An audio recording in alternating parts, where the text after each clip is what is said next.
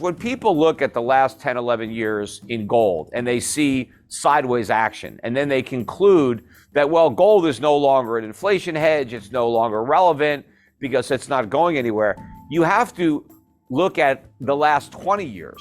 You can't just look at the last 10. You got to go back 2001 and see that gold was under $300 an ounce in 2001. And it went from under 300 to almost 2,000 in 10 years. That is a big move for the price of gold. Now, following that move, gold did have a significant correction. Between 2011 and 2015, it corrected down to 1,050, but it never got back below 1,000. And of course, it never went anywhere near the level below 300 where it began the bull market. So gold had a correction, and then it rallied up and made a new high by 2020 after COVID. And it's pulled back a little bit from that high, but it is really consolidating the big move up from 300 to 1900, been trading sideways. It is building a new base from which the next bull market is going to be launched. And what is delaying liftoff of this gold rocket ship is a misconception on the part of investors around the world as to the real situation with inflation in the United States and the Fed's ability to put the genie back in the bottle. Because for years, the officials at the Federal Reserve were telling us that the problem was we didn't have enough inflation. Every time there's some type of evidence that the inflation problem isn't going away or is getting worse, the markets sell gold and they buy dollars. Why? Because they're afraid not of inflation, but of the Fed's fight to rein in inflation. And everybody just believes, well, if we're going to have this Fed that's going to get rid of inflation, I don't need to buy gold. I don't need to hedge inflation because the Fed's going to get rid of it for me. And while they're fighting inflation, they're going to jack up interest rates, and higher interest rates, well, that's bad for gold. And so the price of gold has gone down.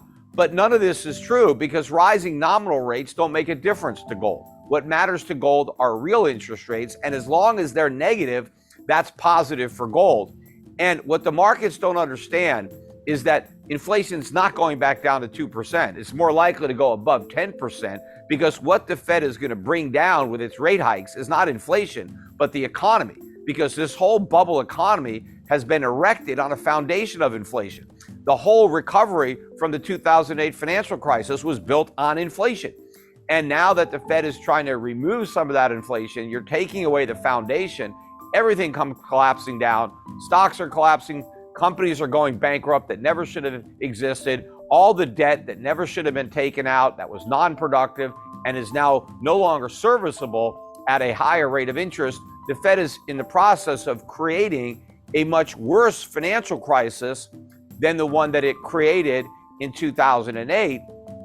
And so I think when investors start to appreciate the box that the Fed is in, that it's actually going to have to pivot, not in victory with inflation, but in defeat. The Fed is going to have to turn its attention to stimulating the economy, and the only tool it has to do that is inflation. Every problem that the Fed has tried to solve, it's done it with inflation. That's why this inflation problem is impossible to solve, because when your only tool is inflation, how do you solve the problem of inflation with inflation? You can't. This is a problem that the Fed can't bail us out from. And when the markets wake up to this, when the Fed has to go back to quantitative easing, even though inflation is nowhere near 2%, then I think the bottom is going to drop out of the US dollar, and I think gold's going to go through the roof. In fact, we've already started to see this correction. The US dollar index, which was bid up to almost 115 a couple of months ago, is now down to 105. That's a significant decline. The chart looks very toppy for the dollar. At the same time, gold has rallied. I think you had a major capitulation in this correction in gold. I think a lot of the institutional money gave up. They threw out all their gold stocks. A couple months ago, you had new 52-week lows in a lot of the big gold mining stocks, Newmont, Barrick, and to me, that was an exodus from the sector. worst trade you could have possibly done. The smart money was buying up these gold stocks. They could read the writing on the wall. And as the inflation rates move higher, and there's no way these central banks are going to stop that because of the massive amounts of debt that they have. Nobody wants to raise taxes on the middle class. Nobody wants to cut spending and cut Social Security or Medicare. So the government is going to continue to pay the bills by creating inflation. And so anybody who has dollars is going to see a significant inflation tax eroding away their value. And the same may be true for people around the world. So they're going to be looking for alternatives to government money. Just like people looked for alternatives to taxi cabs and they went to Uber, or they looked for alternatives to a hotel and they went to Airbnb, or they looked for alternatives to the post office and they started using FedEx. They're going to go back to gold as money, but they're not going to be carrying around their gold. Their gold is going to be stored with a reputable third party, and that third party will issue a digital token like a Bitcoin that represents ownership of that gold.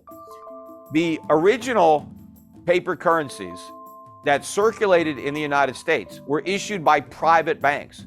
The Federal Reserve wasn't created until 1913. We had paper money before 1913, but it was all issued by private banks and it was all backed by gold. And what gave the paper currency value was the gold in a vault backing it up. Well, today, you can issue currency backed by gold, but you don't have to do it on paper. You can use blockchain and issue it digitally. You could take a token that represents ownership of gold that's stored that can be transacted and used as a medium of exchange and a unit of account much faster and much quicker than you could use Bitcoin. So if I want to make a transaction over the internet, and let's say I want to buy something from somebody in Australia and I want to pay him, I can instantly send him gold. I don't have to send him the physical gold. That gold sits in a vault. What I send him is my ownership certificate digitally of that gold. And so the ownership of the gold transfers from me to the person in Australia, but the gold continues to sit in the vault. Maybe it's a Brinks vault in Switzerland, something like that, but the ownership changes. People are going to look for alternatives, and the free market will supply it.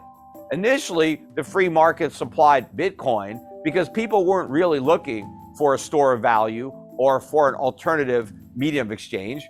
The demand for Bitcoin was from speculators who wanted to get rich. That's why people bought Bitcoin, so they can, get a Lambo. They pointed to all the people that got in and made a fortune, and hey, you can too. There was no real demand to use Bitcoin as money. I mean, nobody used it as money. But there's going to be a demand to use gold as money. People aren't going to move to gold to get rich. They're going to move to gold to stay rich or just preserve what they have. And as inflation starts to really accelerate at a higher level, I think more and more merchants are going to want to move to a gold standard.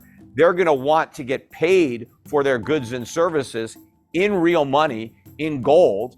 And with blockchain, that's all possible. That's all easy because you can break up an ounce of gold into tiny fractions. So you don't even need copper anymore or nickel anymore or even silver. You can do all your transactions in one metal, in gold, and you can do it quicker and cheaper than you can actually even in fiat currencies. It's easier than a bank wire. It's cheaper than using a credit card to make payments.